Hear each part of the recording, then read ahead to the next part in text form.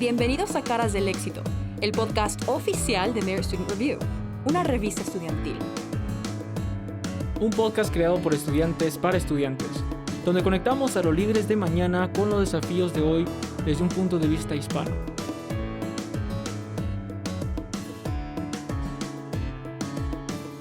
Para aprender uno tiene que estar incómodo.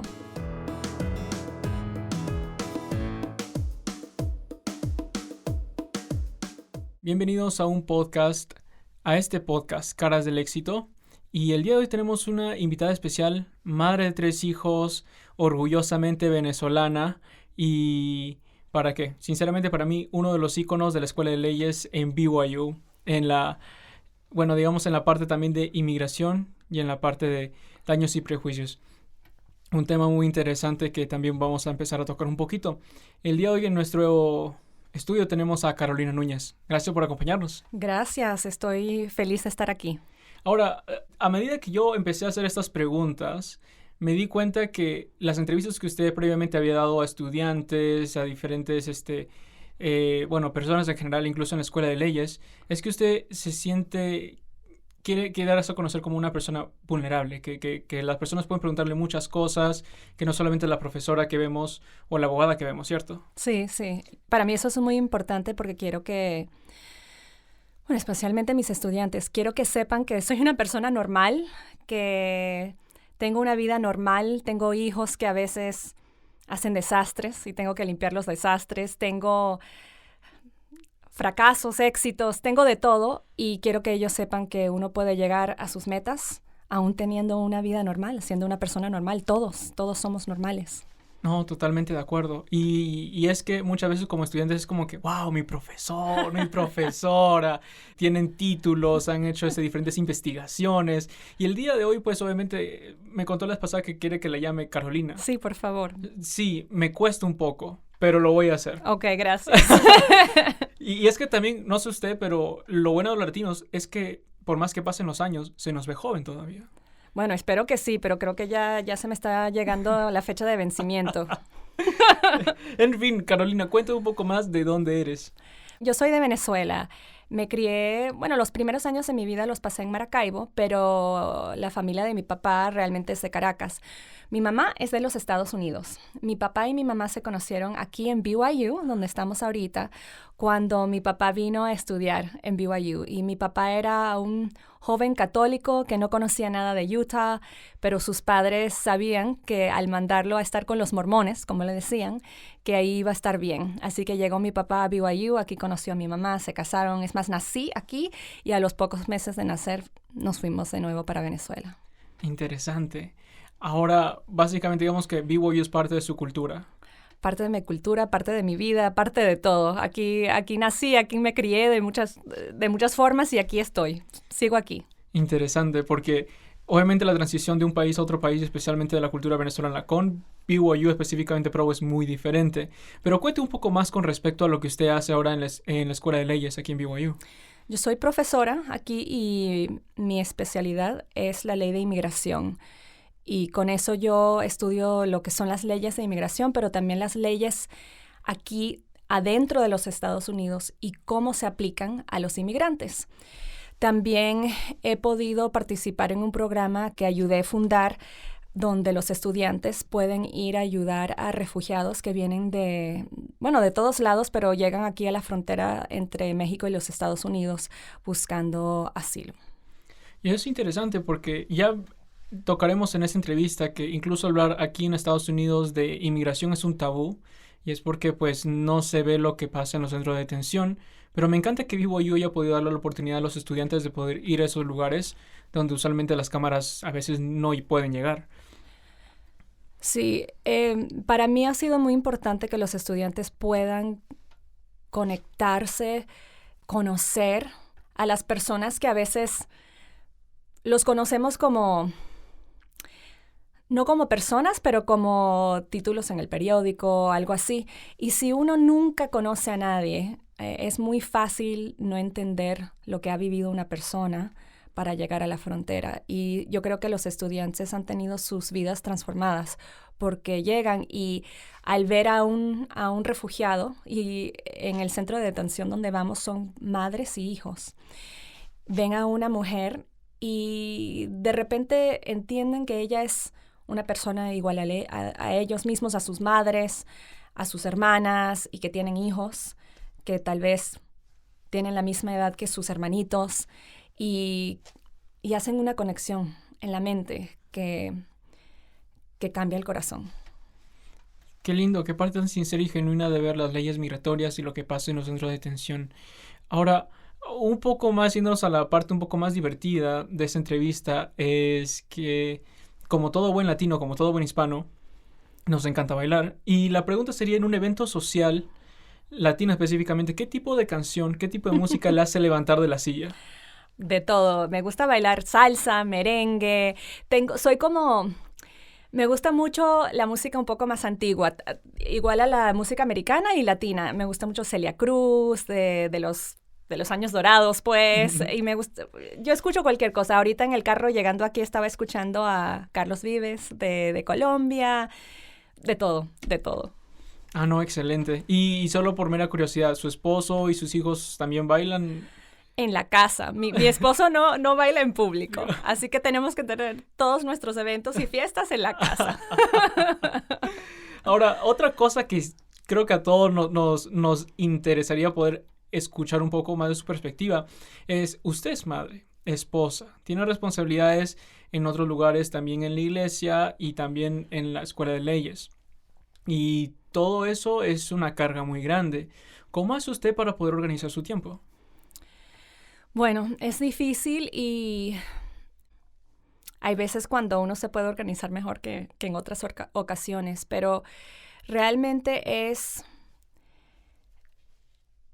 entre mi esposo y yo podemos organizarnos. Y mi esposo ha sido una pareja excelente para mí, para nuestra familia.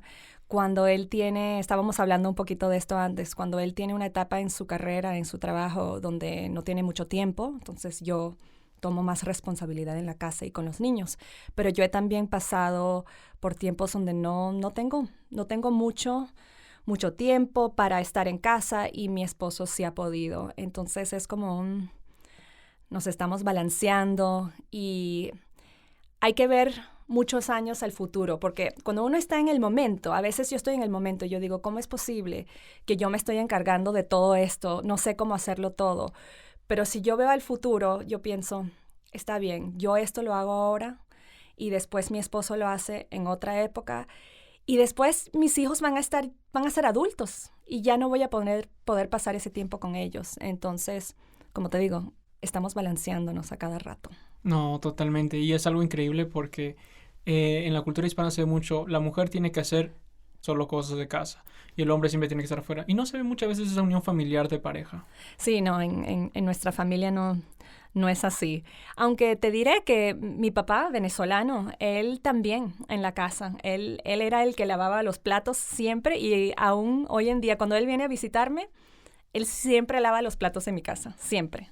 Interesante. Y eso es algo muy lindo porque, con toda honestidad, incluso a veces a mí me cuesta lavar los platos, o a mis esposos también le cuesta lavar los platos, y son detalles tan pequeños que sí hacen la diferencia.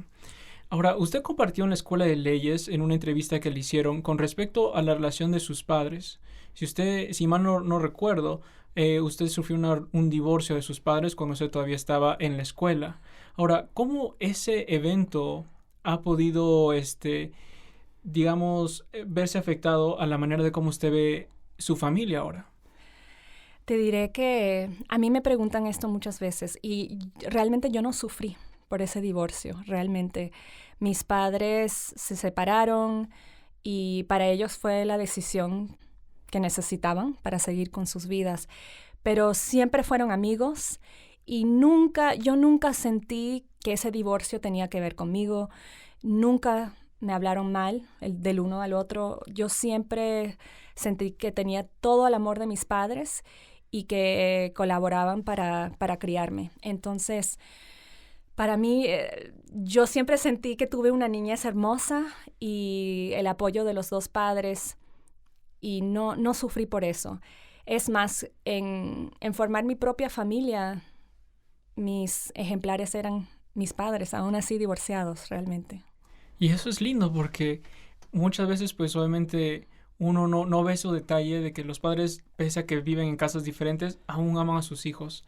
Gracias por compartir eso y solamente por curiosidad, ¿tampoco le afectó en la parte académica?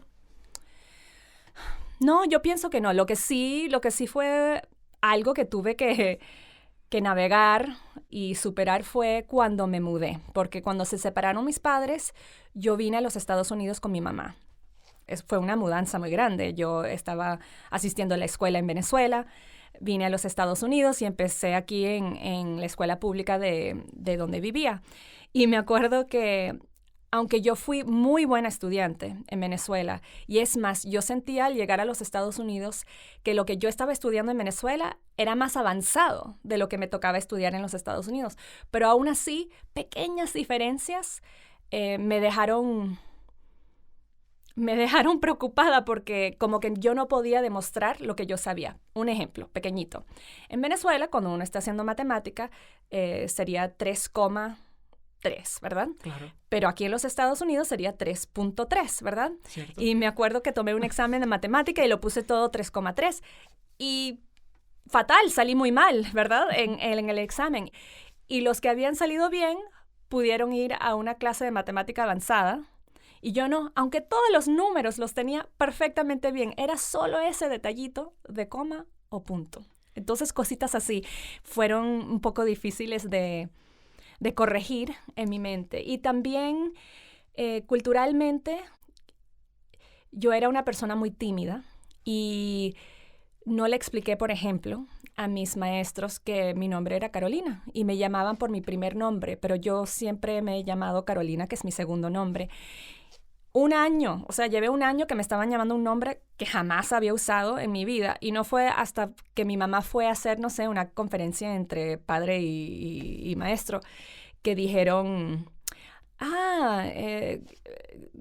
¿quién es su hijo o hija? Y mi mamá dice Carolina. Carolina, ¿quién es Carolina? Carolina, no tenemos Carolina. Y mi mamá dijo, bueno, su primer nombre es Debra, ¿será que así la conocen? Sí, la conocemos como Debra. Y mi mamá dijo, jamás en la vida alguien la ha llamado Debra. Pero yo era tan tímida. Entonces, fueron cositas así que tuve que ir ajustándome. Me imagino. Y suena que es... ¿Para entonces usted cuántos años tenía? 9 años. Y es un nuevo cambio para un niño que, por ejemplo, pues obviamente debe entrar a una escuela donde no tiene amigos. Es muy complicado. Ahora, nosotros conocemos un poco más acerca de usted ya en la escuela de leyes. Pero, ¿qué la llevó, de hecho, a estudiar leyes? Buena pregunta. Cuando estaba en la universidad y estaba estudiando estudios internacionales y tomé muchas clases de ciencia política y eso me interesó un poco en la ley, en el derecho. Y para mí el derecho, aunque no sabía nada, yo no conocía abogados, no sabía nada de la ley, pero para mí estudiar el derecho, yo pensaba que me daría como las herramientas y las habilidades necesarias para ayudar. Eso es lo que yo quería hacer, era ayudar. Y así realmente salió. Esas son las herramientas que yo siempre uso. Todo lo que yo aprendí en la escuela de Derecho, en la escuela de leyes, me ha dado oportunidades de ayudar al prójimo y estoy muy, muy feliz de poder hacer eso. Y gracias por compartirlo, porque usualmente cuando uno piensa en una carrera en leyes, piensa en quiero enfocarme en la parte corporativa y ganar mucho dinero, o quiero enfocarme en la parte médica y ganar mucho dinero, o lo que vemos en la tele que es litigación. Pero es lindo ver que usted lo hace de una manera más genuina. Sí, pero te diré que aún siendo un abogado en una firma donde especializan en ley de corporaciones, por ejemplo, uno siempre tiene las habilidades para ayudar al prójimo. Entonces, en muchos lugares hay proyectos pro bono para ayudar, no sé, poder ser inmigrantes, por ejemplo. Entonces, aún teniendo un trabajo así, si uno quiere, uno siempre puede usar lo que ha aprendido para ayudar a los otros. No me había puesto a pensar de esa manera, de hecho, de la parte de una carrera de leyes. Y Con respecto a eso, una carrera académica, bien sea en leyes, bien sea medicina, bien sea ingeniería, cualquiera que sea, el estudiante usualmente pasa por una etapa donde se juzga a sí mismo, siente que no es lo suficientemente competente para poder tener una carrera o llegar a metas académicas o laborales. Y eso se le conoce como el síndrome del impostor. ¿Qué sugerencia, qué consejo nos puede compartir usted que ha pasado por, bueno, una carrera larga y también usted ha conocido a diferentes estudiantes? Pues yo soy experta en ese síndrome, porque yo siempre fui así. Yo pensaba que no tenía las habilidades de otros, que no podría, que no encajaba, que no... ¿Entiendes? Yo siempre sentí eso. Y lo que me ha ayudado muchísimo es encontrar a otros en la profesión, otros abogados, que ellos me puedan decir a mí lo que ven en mí y yo les tengo que creer, tengo que tener confianza. Si me dicen, Carolina, con esto tú puedes, eres inteligente, eres trabajadora, esto tú lo puedes hacer. Si ellos me lo dicen y son personas con más experiencia que yo, entonces yo los tengo que creer, ¿verdad? Y eso es lo que más me ha ayudado. Entonces yo le diría a los otros, encuentren a alguien con más experiencia que pueda verte a ti y asesorar y decirte, sí, esto tú lo puedes hacer. Y los tienes que creer porque tienen más experiencia que tú.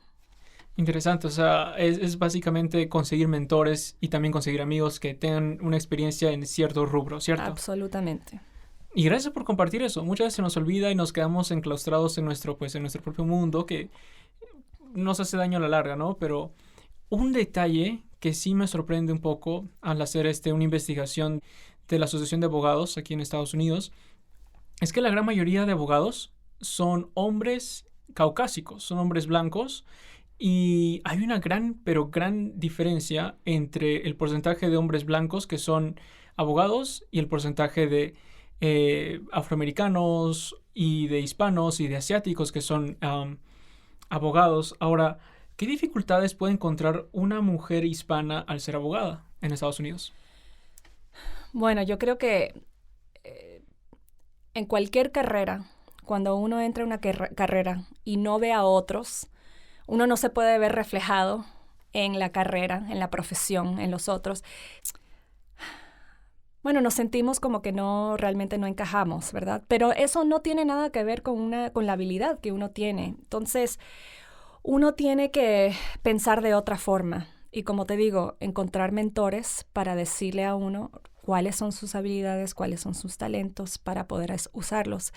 Pero sí, eso sí puede ser difícil, pero en los últimos años yo he visto a muchas mujeres, muchas latinas que están entrando a la carrera y eso me parece muy bonito. Y yo creo que vamos a ver que la carrera está cambiando, que es importante porque un abogado es como un doctor, pero no de salud, sino de problemas de ley, ¿verdad? Y uno quiere ir a un abogado con quien se sienta cómodo. Y entonces es importante tener abogados que sean muy diferentes, que puedan reflejar la población, el pueblo, de donde están, ¿verdad? Y por eso yo creo que es importante ayudar a otros a encontrar la carrera de derecho, entrar a la carrera y tener éxito en esa carrera. No lo había visto de esa manera, de que un abogado tenía que representar usualmente a su cliente, sí, pero uno lo piensa más como lo ven las películas, ¿no? Representarlo litigando, pero no representándolo a manera que tiene que escuchar su caso, entender el contexto, y creo que eso es un papel importante, ¿cierto? Sí, cuando yo empecé en la carrera, cuando yo ya me había graduado y estaba trabajando, me llegaban llamadas de mujeres latinas que querían que yo les hiciera algún trabajo, querían que yo les hiciera un testamento o cualquier cosa, pero era algo que yo no sabía hacer. Ese no era mi área de mi especialización, entonces nunca lo hice. Pero yo me preguntaba, ¿pero por qué me llaman a mí? ¿Por qué a mí me llaman? Porque quieren hablar español, porque se sienten más cómodas hablando español, porque creen que yo voy a entender algo de ellas. Y entonces, por eso, yo creo que con tener más abogados de culturas variadas, de idiomas variadas, eso ayudará que más personas puedan tener la ayuda que necesitan, porque yo creo que hay gente que no va, que no tiene abogado aunque lo necesite, precisamente porque no saben, no conocen a alguien de su comunidad propia que sea abogado. Interesante. Eso quiere decir que siempre hay una constante necesidad por nuevos abogados. Sí, yo pienso que sí. Interesante. Y gracias por compartir eso, porque muchas veces uno mira diferentes datos, diferentes, qué sé yo, experiencia de otros abogados y dicen, pero ¿por qué más abogados, no? O ¿por qué más de esto si ya hay? Pero es bueno saber que también hay una necesidad por abogados genuinos que desean escuchar a sus clientes. Sí, sí. Y la carrera, la profesión está cambiando. Y yo creo que es inevitable que vamos a necesitar más abogados para poder ayudar a más personas. Por mucho tiempo, tener un abogado ha sido algo que solo los que tienen muchos recursos pueden tener, pero yo creo que eso tiene que cambiar. Totalmente de acuerdo. Ahora, usted, bueno, tú viviste mucho tiempo aquí, en Utah específicamente, y actualmente no solamente en Utah, pero en diferentes partes del mundo, especialmente en hogares donde hay miembros de la iglesia, hablar de inmigración todavía es un tabú. Y no solamente aquí en Estados Unidos, y también entre miembros de la Iglesia de Jesucristo de los Santos de los Últimos Días. Ahora, aun cuando Jesucristo y Moisés eran inmigrantes, ¿por qué usted cree que todavía existe ese tabú, ese miedo de poder hablar de inmigración? Yo creo que es algo natural que los humanos tememos a las personas que son diferentes a nosotros. Y yo veo al mundo ahorita y veo tantos ejemplos de los inmigrantes que son rechazados en donde llegan. Y pienso mucho en el pueblo venezolano. Ahorita hay más de 4 millones de venezolanos que ya no están en Venezuela y están pues regados por todo el mundo. Y he leído en el periódico lo que está sucediendo en, por ejemplo, Perú, también pasa en España, también pasa en Colombia, que la gente le tiene miedo a los inmigrantes venezolanos. Y aquí también, yo creo que muchas personas se preocupan porque cambie la cultura americana o porque no haya suficiente trabajo para los americanos más los inmigrantes. Pero, como te dije anteriormente, yo creo que cuando uno realmente conoce a alguien que es diferente, hay una conexión y eso cambia. Y cuando uno escucha la historia, especialmente las historias de los refugiados, que no vienen aquí por... La única razón es para escapar. Y no es que querían llegar aquí, solo necesitaban sobrevivir algo. Y ¿quién puede quejarse de eso? Y yo entiendo que hay que haber leyes de inmigración, pero yo creo que hay una forma de tener leyes de inmigración que son para humanos. Y totalmente de acuerdo. Y todavía eso es algo controversial. Y me encanta que se pueda decir que también es un miedo, pero que también se puede incluir a esa cultura, se puede abrazar diferentes culturas para poder sacar lo mejor de cada una. Y por otro lado, una pregunta que me encantaría que usted pueda compartir su concepto personal es, ¿la inmigración es una respuesta a diferentes gobiernos corruptos en Latinoamérica? Bueno, yo creo que sí. Claro, pienso en Venezuela y lo que ha sucedido en Venezuela en los últimos 10 años es casi un colapso completo. Y no ha habido comida, no ha habido medicina, se han ido los profesionales, se han ido los doctores, no hay cuidado médico para muchas personas. Y llega un momento donde uno no se puede quedar y eso explica el éxodo de todos esos venezolanos. Y en cierta manera, todos los que estamos aquí, de alguna otra parte, somos inmigrantes o venimos de personas que son inmigrantes. Sí, casi todos. Claro, hay los americanos originales que estaban aquí en los Estados Unidos y en otras partes de América, pero aún así todos somos inmigrantes, pioneros, de todo, de una forma u otra. Y cuando recordamos eso, creo que podemos entender un poquito mejor a los inmigrantes de hoy. No, totalmente de acuerdo con lo que usted pudo compartir. Ahora, ¿qué decisión le ha llevado a este punto de su vida? ¿Cuál ha sido una de esas más importantes que usted nos podría compartir el día de hoy? Para mí, la educación ha sido lo que me ha abierto más puertas, y en especial estudiar Derecho en la Escuela de Leyes. Me acuerdo que en el primer año de estudiar ahí, como que se me abrió la mente. Pude analizar cosas de otra perspectiva, pude entender muchas perspectivas. Podía hablar con mis compañeros y discutir importantes leyes, política, historia, de todo, de forma que no podía antes. Y creo que eso fue lo que me llevó a realmente preguntarme, ¿qué es lo que voy a hacer con esto que me ha dado esta educación?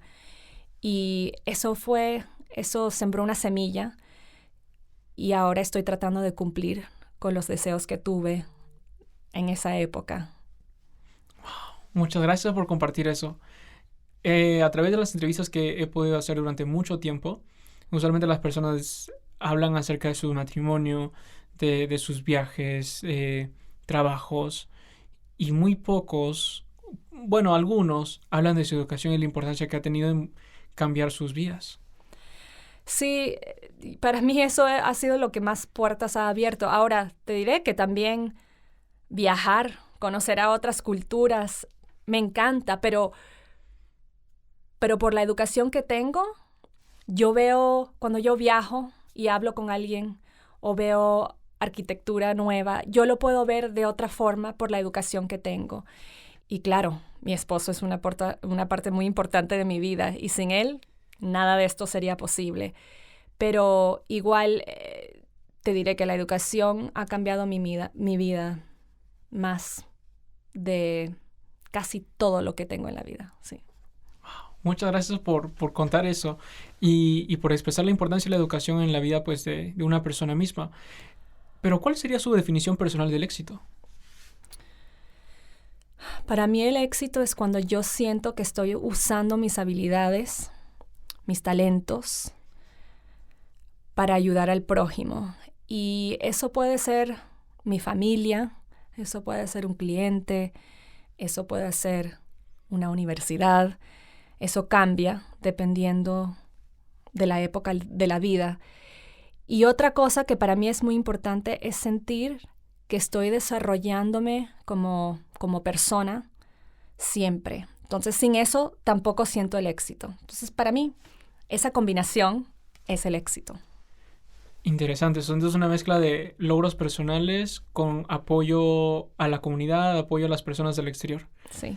Interesante. Es una linda manera porque usualmente el éxito para algunas personas se puede medir de una manera y para otros de otra manera.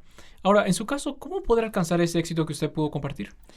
Bueno, no es cosa de alcanzarlo, pero siempre como vivir en el éxito, ¿verdad? Hay que vivir en el éxito. Entonces, si yo siento que no estoy desarrollando habilidades nuevas, si no estoy desarrollándome como persona, tengo que buscar algo, tengo que buscar otra cosa que me haga sentir un poco incómoda. Así es como crecemos, ¿verdad? ¿Cierto? Y muchas veces eso lo puedo hacer con ayudar a mi comunidad. Entonces, está muy relacionado el uno con el otro. Interesante. Y de hecho, gracias por compartir tanta sabiduría el día de hoy. Y esta pregunta yo siento que es una de las más importantes porque quiero que usted se imagine que hay diferentes personas ahora escuchándolos en diferentes partes del mundo, diferentes regiones donde hablan español. ¿Cuál sería ese consejo con el que usted nos dejaría esta mañana? Eso es una muy buena pregunta. Yo creo que seguir creyendo en uno mismo, aún con fracasos, aún cuando las cosas no salen como uno quería, porque siempre hay que tener esperanza. Y han habido tantas cosas que a mí me han salido mal y que me imagino yo me he dicho, no, esto no es para mí. Yo no puedo ser abogado, no puedo ser profesora, no puedo tocar piano, no puedo... Pero todas esas cosas las he hecho y las he podido lograr aún con los fracasos. Y disculpe por la pregunta inescrupulosa, pero ¿podría compartirnos una experiencia que refleje eso? Bueno, me acuerdo que cuando me había graduado de la escuela de leyes y estaba empezando a trabajar y tenía que escribir un trabajo que se iba a someter a la corte. Ese era mi trabajo. Y lo escribí, y yo pensaba que había escrito algo perfecto. Y lo llevé al abogado que estaba encargado y se lo di y me dijo, no, esto no es, le falta algo, no está bien, tienes que cambiar esto, tienes que hacer lo otro. Y me sentí muy desilusionada porque lo tenía que volver a hacer de nuevo y yo pensaba que lo había hecho muy bien y me acuerdo que dije, ay, esto no es para mí, yo no lo voy a poder hacer. Lo escribí de nuevo, lo llevé al abogado, me dijo, no, esto tampoco, esto no es, tienes que hacerlo de nuevo. Creo que lo hice 3 o 4 veces y al final sí salió bien, pero lo tuve que hacer muchas veces y si yo me hubiera dado por vencida, no hubiera aprendido y había algo que aprender del abogado que tenía más experiencia. Y ya después de esa ocasión, cuando me sucedió de nuevo, no quedé tan desilusionada. Yo solo decía, ok, esto es parte del proceso de aprender. Y pude aprender poco a poco, pero para aprender uno tiene que estar incómodo. Eso es el proceso. Y eso es un ejemplo. Muchísimas gracias por compartir esa experiencia en la cual muchos de nosotros nos podemos relacionar, porque no todo sale a la primera. No. Y solamente pues lo que o sale... la segunda, o la tercera. Pero gracias por acompañarnos el día de hoy. Gracias por compartir tantas experiencias, tanta sabiduría específicamente que no solo ha cambiado a las personas que nos están escuchando el día de hoy, sino también la mía. Gracias, Diego. Ha sido un placer. Bueno, pues con todas las personas que nos están escuchando el día de hoy, nos veremos hasta la próxima oportunidad. Hasta luego. Hasta luego.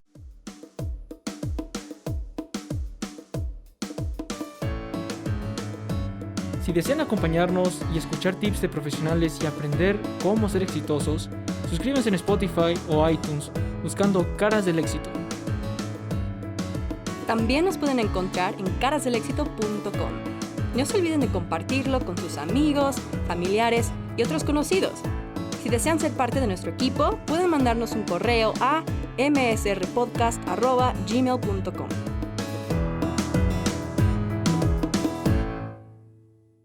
Los puntos de vista y opiniones expresados en este podcast no necesariamente reflejan las políticas o las posturas de Brigham Young University o de la Iglesia de Jesucristo de los Santos de los Últimos Días.